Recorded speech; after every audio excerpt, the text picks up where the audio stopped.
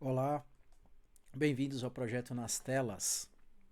Meu nome é Elerson Oliveira e estou aqui mais uma vez para a gente poder falar sobre. Hoje a gente vai começar a falar sobre direção e a gente vai falar um pouco também da história e de como surgiu tudo isso. Meu nome é Elerson Oliveira. Para contato, vocês podem entrar através do e-mail maracanãestação@gmail.com. Podem entrar em contato com dúvidas, sugestões, enfim, o que vocês tiverem aí de retorno para nos passar, vai ser muito bem-vindos e serão todos respondidos através aí desse e-mail. Muito feliz de estar aqui com vocês mais uma vez. Estamos é, já na nossa. Aqui a gente vai para a nossa 10ª oficina e a gente vai falar um pouco de direção e da história aí do cinema e como tudo isso começou. Vamos logo aos fatos, né? A gente tem aqui em 1895 o cinematógrafo. É um aparelho que conseguia captar imagens e também projetá-las. Foi desenvolvido pelos irmãos Lumière na França e eles não viam como um objeto, digamos assim, é, eles viam como um objeto tecnológico, não como algo artístico. E era uma visão, digamos assim, não do cinema artístico, e era mais como uma visão, como eu posso dizer para vocês, eles viam como um objeto tecnológico, não como algo artístico, não como uma visão de um diretor de um cinema. Aqui eu vou colocar uma animação para vocês identificarem como que funcionava esse equipamento. Então a gente tem o modelo, aqui eu vou baixar um pouco o volume para a gente poder acompanhar. Ele conseguia filmar e também fazer a transmissão. Eles não detinham a patente, a invenção não foi deles, mas eles conseguiram depois colocar essa patente. É através de um filme, de uma película, de um filme de 35 milímetros. Era uma caixa escura para que pudesse rodar esse filme e não queimá-lo. E daí vem aquela expressão na gíria que a gente fala, queimar o filme vem daí. Porque se você colocasse o filme e abrisse a caixa, seja essa caixa do cinematógrafo, uma máquina fotográfica, você queimava o filme e aí você perdia a fotografia que você tinha feito. Então ficava dentro dessa caixa e uma manivela conseguia fazer com que era adequado, encaixado, essa é uma animação real, é uma animação em escala real do mecanismo, e aí girando a manivela ele conseguia passar os filmes, os quadros, e a partir desses quadros tinha o obturador que abria e fechava, e os irmãos Lumière, né, como está escrito ali, e esse foi o primeiro vídeo. A gente vai ver depois detalhadamente essa locomotiva, né, a locomotiva chegando na estação. É curioso que eles não pensaram em atores, né? A gente já tinha. E aí o cinematógrafo Lumière, uma forma de conexão dos aparatos de registro, né?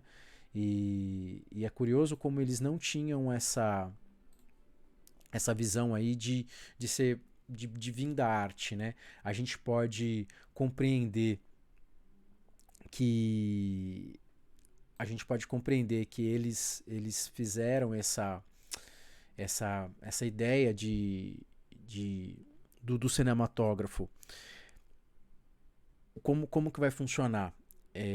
A gente já tinha uma ideia de teatro de sombras já há bastante tempo, desde a China, há milhares de anos, já existiu o teatro há muito tempo, mas eles pensaram simplesmente num objeto cinematográfico, como se fosse algo de registro para empresas, enfim, eles tinham uma visão tecnológica e eles achavam que isso nem fosse vingar ou nem fosse ficar esse registro completamente. Eles pensaram que fosse algo passageiro. E de toda maneira, eles estavam, digamos assim, errados dentro desse processo. A gente vai colocar aqui agora o vídeo que foi registrado por eles, não tinha áudio, era simplesmente a captação ali do que se passava. É, e aqui é a saída da empresa deles. A saída da empresa Lumière na época. E eles tinham essa condição aí de fazer como se fosse um documentário realista mesmo. É curioso isso. Como que depois tem um outro registro também, que esse é considerado um dos primeiros filmes que existiu, mas de toda maneira existiram outros antes que eram feitos através de fotografias, mas a gente não vai entrar nesses detalhes, tantos detalhes históricos. Aqui a música geralmente era colocada depois, foi exibido num cinema na França. Isso causou muito espanto. Na época isso era altíssima tecnologia. Algumas pessoas até escaparam e tentaram fugir, achando que o trem invadia a sala, de tão realista que era. Pra gente parece um pouco, digamos assim, quase tosco, né? Mas isso naquela época, a gente está falando aí de 1895, isso há mais de 100 anos atrás, a gente tem quase 130 anos atrás aí, a gente é de uma grandiosidade. E é muito curioso que dentro dessa plateia, digamos assim, estava uma pessoa muito importante na época já, que era Georges Méliès. E o Georges Méliès, ele era um ilusionista. Ele já tinha trabalhado com o pai dele, com sapatos e tudo mais. Ele era um artesão de sapatos, o pai, mas ele já era ilusionista. Ele cuidava de um teatro que era de grande reconhecimento na França. O ilusionismo na época estava como um dos principais entretenimentos. Se a gente está falando aí que não existia cinema, que não existia outras fontes de diversão, o ilusionismo, digamos, estava na ponta, estava na vanguarda digamos assim, efeitos especiais. Depois a gente vai entender um pouco melhor como que isso agia e funcionava, né? E ele cuidava de um local bem especial. Depois a gente vai ter algumas imagens também, que era o local de Rodin, que era um grande ilusionista, que depois influenciou até Houdini também, que é um norte-americano, que foi também um escapista, enfim, tinha algo, fazia números incríveis. E é curioso que o Méliès tentou comprar esse cinematógrafo dos irmãos Lumière, mas eles não quiseram vender para ele. Eu acho que eles já tinham uma ideia de não fosse arte, enfim, eles não tinham essa visão.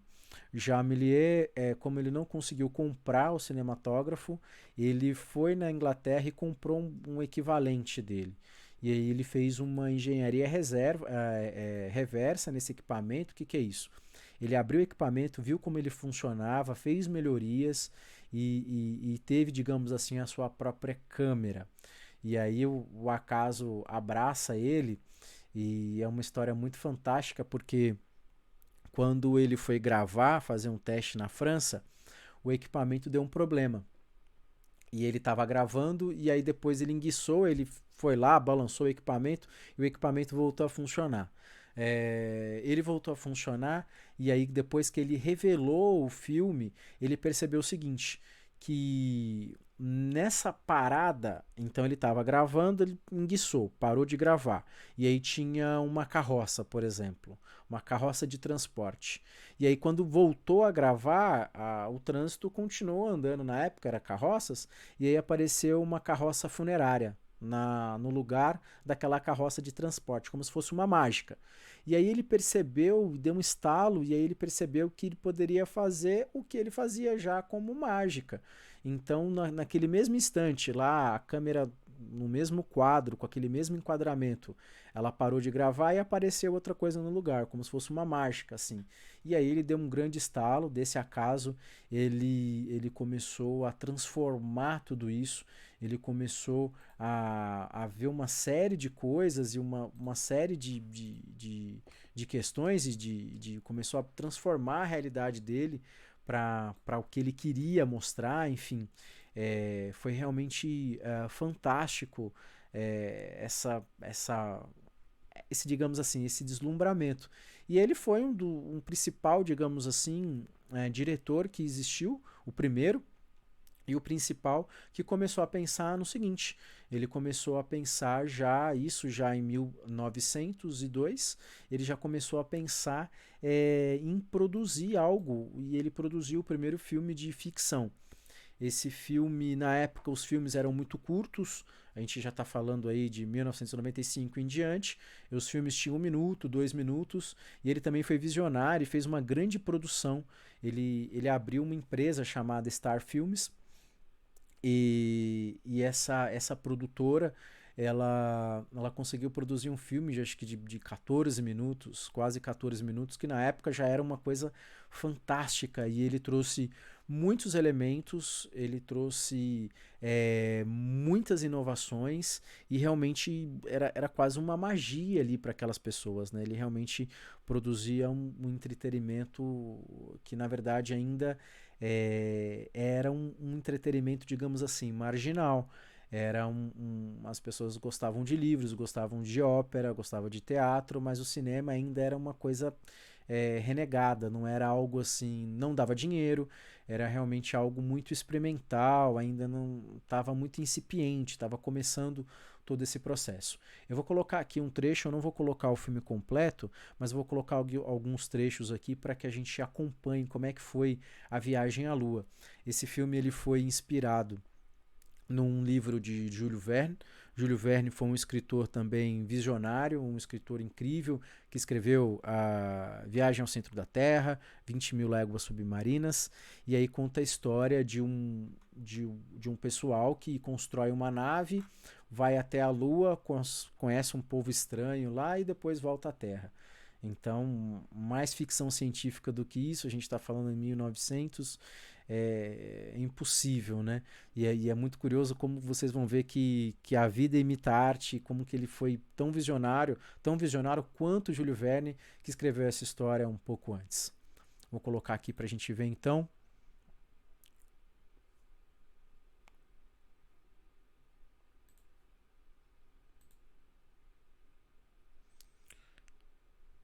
Então, a viagem à Lua.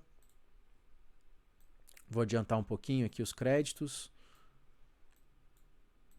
Na época não tinha volume. Na época era preto e branco, mas eu gostei dessa versão porque essa versão ela foi colorida artificialmente. Ela foi colorida, digamos assim, cada quadro, vamos supor, 1 minuto tinha 24 quadros. Aí cada quadro foi pintado à mão enfim, individualmente. E aí, para ter uma ideia um pouco do colorido. Na época era preto e branco, depois ele foi colorido aí por manualmente, né? Não artificialmente, mas manualmente ele foi colorido. Então, para vocês terem uma ideia, era praticamente um teatro, na verdade, né? Não era um princípio do cinema, mas já dá para ter uma ideia. O filme era mudo. Aqui eles colocaram, acho que um áudio depois. Dá para ouvir aqui um áudio. Muitas vezes esses filmes nessa época, ou um pouquinho depois também, na época de ouro do cinema mudo, principalmente nos Estados Unidos, havia uma orquestra, havia músicos dentro do cinema, no caso, onde era exibido, e tocavam ao vivo também. Havia essa condição aí das pessoas registrarem, enfim, colocarem mais emoção através disso. Eu vou adiantar aqui um pouquinho. E aqui eles estão entrando no consenso, estão se preparando. Aqui é a construção da nave, da aeronave.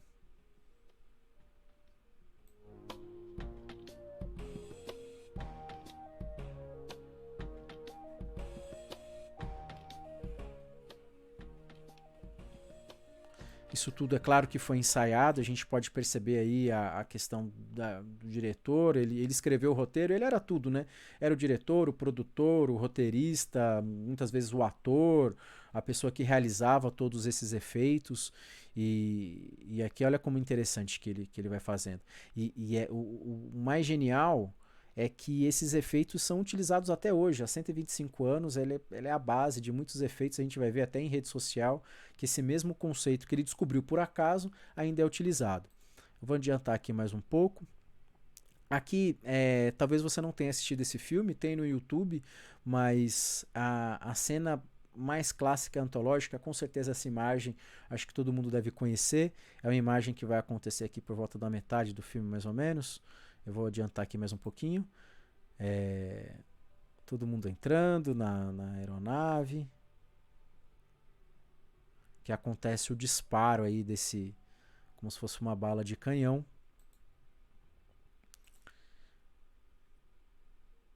Que é esse projétil acertando a lua. Essa cena é uma cena antológica, é uma cena clássica do cinema.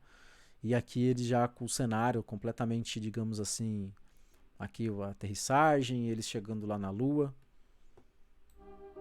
Geralmente eram essas músicas instrumentais que acompanhavam.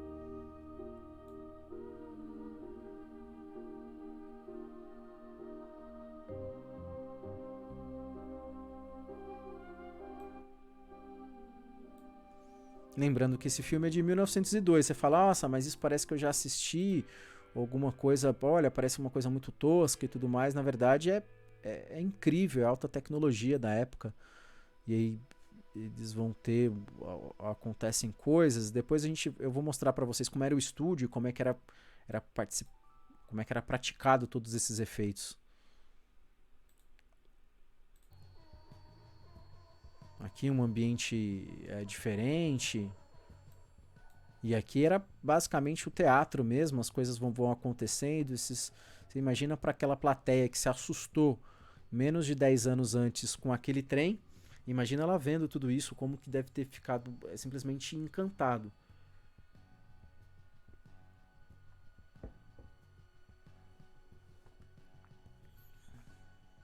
Aqui é bem impressionante que esses efeitos de mágica, como ele era ilusionista, então ele já tinha esse conceito de mágica, esse conceito de fazer um espetáculo, de conduzir bem o espetáculo.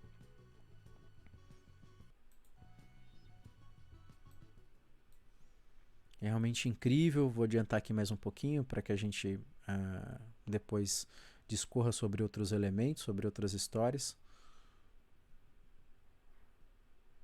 É realmente fantástico como tudo isso começou.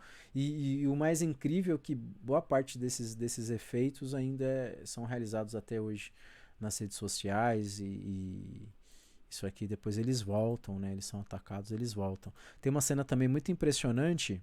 Deixa eu ver se eu acho que eu já passei ela aqui. Eu acho que é essa cena da nave voltando. Essa cena da nave voltando, eu acho ela muito curiosa. Ela foi feita num aquário aqui, mas esse projétil caindo aqui na água, né, como se fosse é muito parecido com uma cápsula que o pessoal volta da Lua, o pessoal volta do espaço também. É muito parecido, né, como que a arte aí foi visionária. Aqui esse efeito é muito legal. Ele foi feito num aquário. Então ele tinha essa ideia aqui de trabalhar com percepção e tudo mais. Foi gravado como se fosse num aquário, que dá essa sensação como se fosse realista, né? Enfim, realmente é incrível a quantidade de pessoas envolvidas e a quantidade de... É um filme, né, de começo, meio e fim, com uma história realmente muito à frente do tempo. Eu vou colocar agora aqui uma parte de um resumo da história dele também com imagens. E aí, enquanto vai passando as imagens, eu vou falando mais ou menos o que estava acontecendo. Aqui é a parte do cinema. Aqui é a parte da parte do cinema e da onde que ele trabalhava. Aqui são os irmãos Lumière passando e, e aqui a gente tem como que o equipamento funcionava através da manivela, né? Então vamos lá. Aqui era o teatro onde que aconteciam as mágicas que ele cuidava. Ele cuidava do Rodin, que era enfim, era incrível na época. E aqui algumas dos efeitos, dos efeitos práticos que ele fazia, que ele gravava, o escapismo e os equipamentos que ele já produzia, já o show de mágica, de ilusionismo. na época, que já era também incrível, né, de como que eles conseguiam entreter o público daquele jeito, enfim. Aqui são os irmãos Auguste e Louis Lumière, e que não venderam equipamento para ele. Ele foi na Inglaterra atrás, né? Ele ficou fascinado. Ele estava naquela primeira transmissão, naquela primeira exibição do filme, que é aquela locomotiva. E aqui ele ficou encantado com o equipamento, que o equipamento, o cinematógrafo era muito legal, que além de ser a câmera, ele também conseguia reproduzir através da imagem, através da luz e através do filme ali, que ele conseguia essa transmissão. Então ele vai atrás do seu próprio equipamento para... Queria comprar um daqueles, eles não venderam, e ele vai atrás desse daqui, que era um parecido na época em inglês, que ele tinha, e ele vai atrás e vai conseguir fazer alguns reparos, algumas coisas. A história dele que são os efeitos que ele já fazia, os efeitos práticos, né? Onde que ele coloca a câmera no mesmo lugar. O segredo é a câmera estar parada, digamos assim, num tripé. Então, primeiro ele grava sem no caso aqui aquela caveira, né, aquele esqueleto, e aqui depois a caveira, e como se fosse um sinal de mágica aparece no quadro. Então ele grava sem e depois ele junta as duas partes, e ele começou a perceber tanto daquele incidente ou daquele feliz acidente onde que a máquina dá um problema, ele vai lá, tenta resolver e ela volta e ele percebe a possibilidade que ela poderia dar. Ele vai atrás disso e começa a pensar também na questão do filme e como que ele poderia cortar o filme, editar, enfim, trabalhar até a questão da película, de como que ele poderia revelar aquela película, enfim. Ele se torna um grande entusiasta, ele se torna um grande especialista daquele todo o processo. E esse também é um exemplo clássico, ó, como que ele vai fazendo. Naquela época isso era efeito especial de ponta, as pessoas não entendiam como aquilo funcionava, era realmente a gente aqui vendo e acompanhando centenas e milhares desses efeitos especiais, a gente até percebe onde que está o corte na época, né? Dá um corte, né? Dá para perceber. Aqui é como é usado nas redes sociais até hoje. Aqui, e é muito curioso que ele ia aqui girando rapidamente para dar aquela sensação de movimento, e ele começa a fazer. Aqui é uma imagem que é claro que é uma imagem depois acho que de um filme, né? Eu recomendo que vocês possam assistir um filme chamado A Invenção de Cabré, que é um filme que conta essa história. É um dos filmes mais bonitos já feitos, que é uma ode, né, que é uma homenagem ao cinema do Scorsese. É realmente incrível esse filme. E aqui é o estúdio, né? Como que a gente está falando de 1900 e pouquinho, no começo do século passado, a gente não tem luz elétrica, então ele faz todas esse estúdio, né, que é Star Films aqui, ele faz na Inglaterra, e aqui como era pintado na época, né, tá mais para um teatro, claro, né, com o cenário e tudo mais, e com os efeitos práticos na época. Mas ele faz de vidro, que é para poder entrar a luz diurna, né, a luz do sol, que ele consiga fazer. Olha aqui a representação do que ele conseguia gravar. E tinha atores, e esses efeitos aqui eram também sensacionais na época.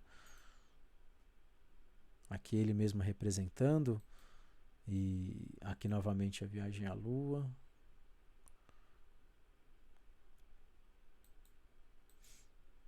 E todos fantásticos, né, naquele momento. E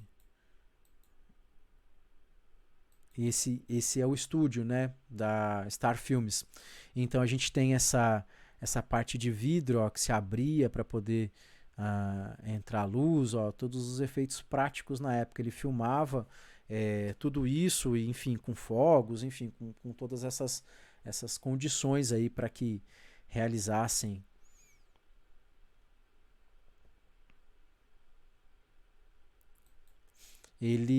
a gente está falando do começo do século, não sei se vocês se recordam ou não, em 1914 a gente começa com a Primeira Guerra Mundial, e é claro que a gente está falando de guerra e as pessoas param, obviamente, não dão mais atenção à arte e acaba um pouco isso ele tem problemas em relação a isso, é confiscado as coisas dele, ele fica muito revoltado com essa atenção toda, ele vai lá e coloca fogo na própria obra dele, enfim, uma representação dele maquiado, enfim, dos personagens dele, ele acaba deixando de lado tudo isso. Ele fica deixou até de ser ilusionista.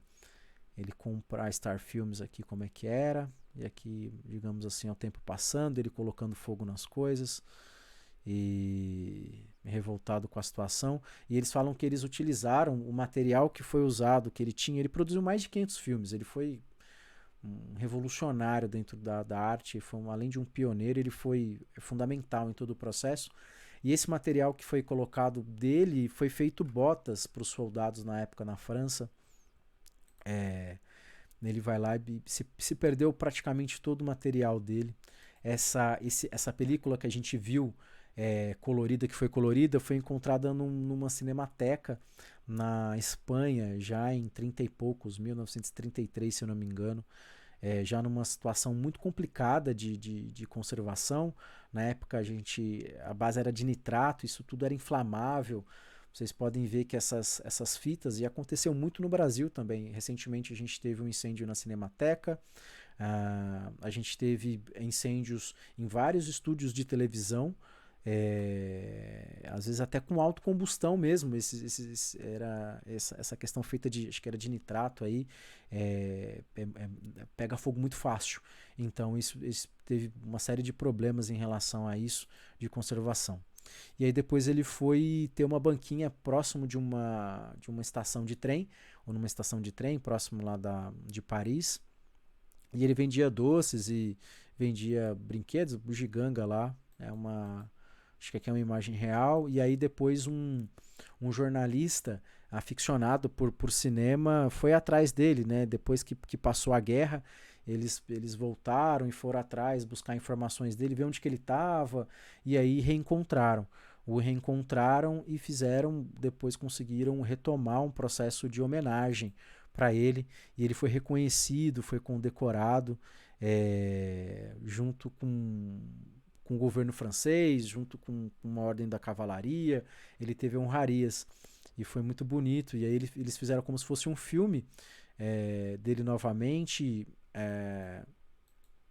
ele andando na cidade, cheio das faixas, e esse vídeo mostra ele andando na cidade, e aí ele aparece de uma forma triunfante, rompendo aparece a filmagem dele andando, olha, com as fitas dele mesmo, como se fosse uma entidade aí andando pela cidade, e depois isso é uma gravação real, depois ele rompe a própria parte do teatro e aparece ao vivo lá para ser homenageado.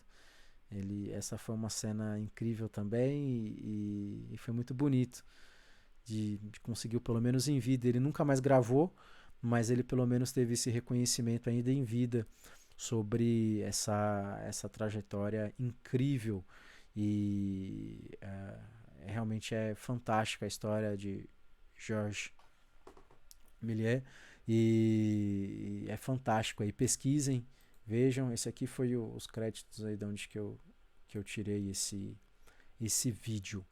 Bom, vamos andar um pouco aqui no tempo. A gente, é claro, só está passando aqui algumas ideias, né? A gente é muito corrido. Em uma hora ou um pouco menos aí, em torno de uma hora, a gente não consegue abordar com profundidade aí todos os assuntos, mas serve de pesquisa. Acho que assistam, revejam esse material. É muito importante ver o início aí. Eu achei muito interessante a gente começar a falar de diretores e poder falar sobre Se não pudesse falar deles, acho que o princípio de tudo, né? É importante a gente sempre ter essa parte histórica e lembrar da base, né? A gente hoje faz alguma coisa, existe algo que é feito hoje, mas teve alguém que criou. Então, como uma capacitação, é importante a gente rever essas fontes e rever como que uma ideia a pessoa consegue fazer. Muita coisa, né? Uma ideia e uma câmera na mão. A gente vai ver isso no cinema novo no Brasil, na década de 60, com Glauber Rocha. Essa frase é do Glauber Rocha. Mas é um processo. Como a gente está falando de diretores, eu achei melhor a gente começar pela essa linha contínua e histórica. São muitos nomes que a gente vai poder abordar. A gente vai abordar também nas nos outros vídeos de capacitação. A gente vai falar sobre edição e a gente vai também voltar nessa parte histórica, mas esse primeiro momento eu acho interessante a gente também falar sobre Robert Flaherty e ele fez um primeiro documentário. Esse documentário ele se chama Nanook.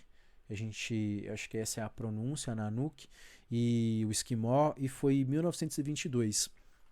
Esse é curioso porque eu vou colocar um trecho desse vídeo também, mas antes é interessante a gente contextualizar um pouco.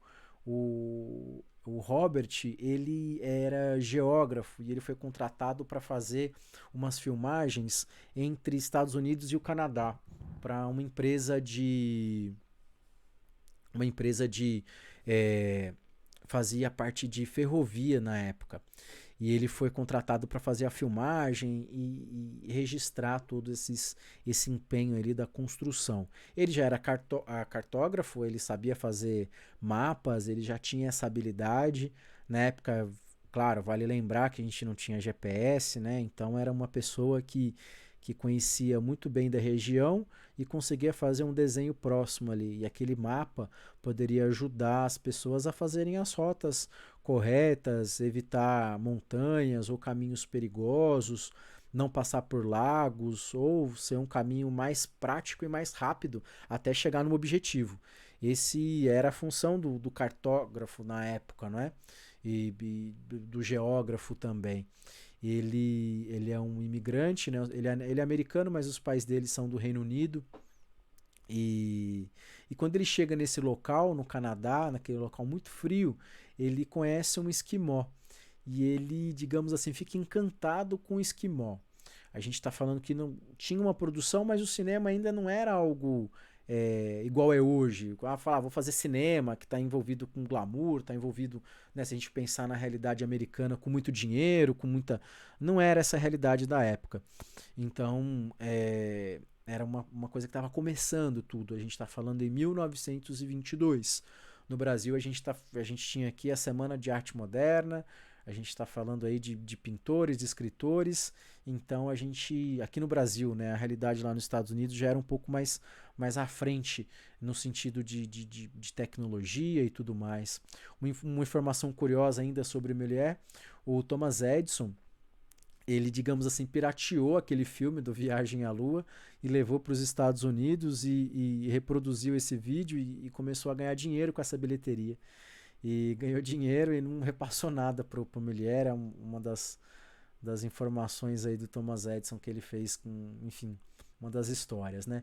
Mas enfim, voltando aqui ao Robert Flaherty, ele começou a gravar o Nanook, e é considerado o primeiro documentário. Mas é muito curioso que esse documentário ele já é cercado de uma série de informações e de série de conceitos que até hoje permeia a ideia do gênero documentário. Ele foi cunhado, esse termo documentário foi cunhado por um outro autor, mas é interessante a gente ver como que isso mudou. Eu vou colocar um pouco o vídeo e depois eu vou falar qual foi, digamos assim, a polêmica envolvida nisso. É um vídeo, é um trecho, digamos assim, é um longa-metragem. Ele tem 1h20, tem no YouTube também. Então, quer dizer, ele já é um longa-metragem, mas ele aqui eu vou colocar, claro, rapidamente eu vou colocar, acho que tem 2 minutos, eu acho, a transmissão aqui, só um segundo.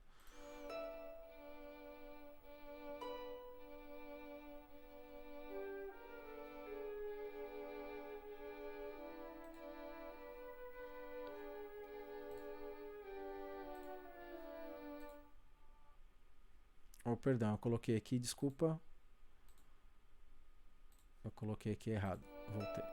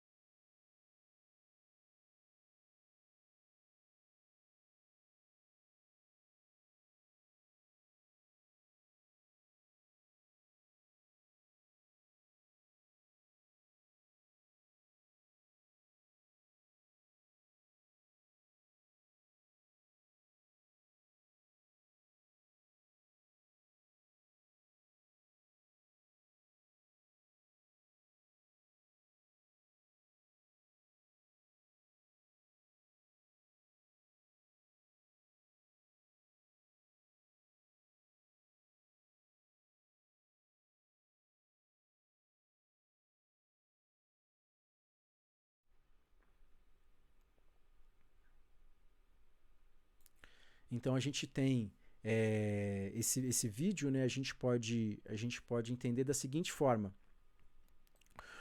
como esse vídeo ele foi produzido, mas ele foi cercado de polêmica. Por quê? O autor, digamos assim, ele encenou boa parte do que foi gravado. Isso a gente tem que ter em mente que na época não é que ele fez de propósito, mas isso já permeia uma série digamos assim, discussão que existe até hoje no termo documentário. Qual que é o limite ali do diretor, qual que é o limite do produtor em relação ao que ele fez, né? Então, quer dizer, ele era um cartógrafo, um geógrafo e foi fazer mapas, foi registrar a parte da construção de uma ferrovia, mas ao mesmo tempo ele encontrou um personagem ali. E a gente tem que lembrar que o cinema não tinha esse glamour e essa visão que a gente tem hoje do cinema. Então ele ainda não tinha essa questão toda comercial. Era o início, ele era o princípio do estudo do cinema sobre como propaganda, como ferramenta de propaganda, como até uma arma de propaganda ali, como uma arma digamos assim, de informação, de diferencial, enfim, para as nações.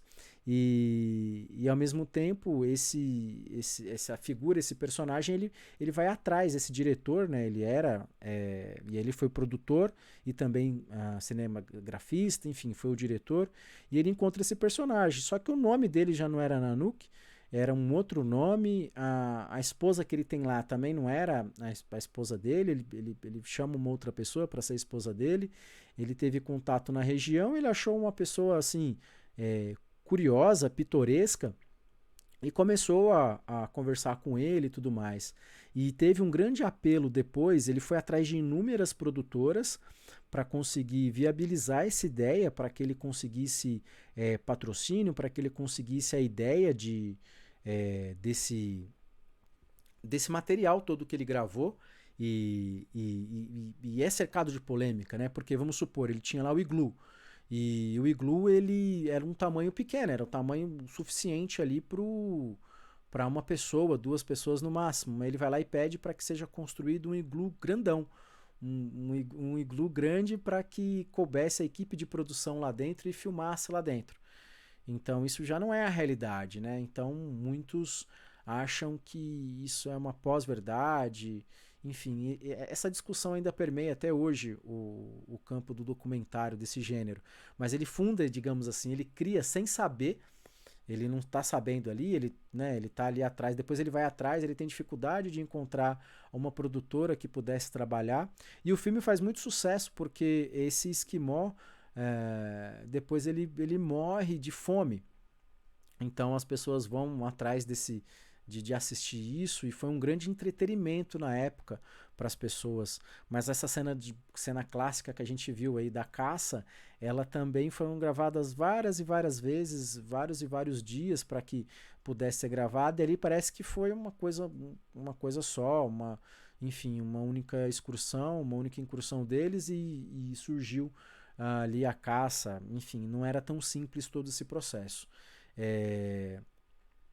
O Robert, ele é claro que ele não sabia que ele estava gerando, né, não estava criando ali um gênero. Ele, depois que foi discutido e foi dado esse termo, né, para esse gênero, digamos assim. Ele, assim como o Mulher também, ele foi um visionário, onde que ele teve a ideia ali de registrar uma situação, e isso depois transforma a vida dele. Ele consegue contrato com a Paramount para fazer outras produções, e começa a realizar também vai para outros locais. Tem um filme também clássico dele chamado Moana, que ele vai registrar rituais também, mais ou menos dessa mesma forma.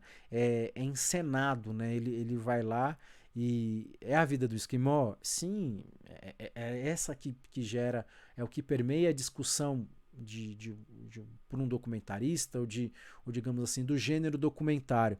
Porque é a vida de um esquimó? Sim, é a vida de um esquimó, mas ao mesmo tempo ela não é totalmente ali a realidade. Assim como eu dei o exemplo da caça, assim como eu dei o exemplo do iglu, ele não tem uma. Não é totalmente verdade o que está acontecendo ali. Mas ao mesmo tempo é um registro, é uma condição única. E essa discussão e esse estudo é muito da parte do cinema, ele começa a se tornar técnico. As pessoas começam a estudar e começam a identificar padrões e vão atrás de estudos sobre isso e como que esse pode ser utilizado nas escolas como forma de aprendizagem.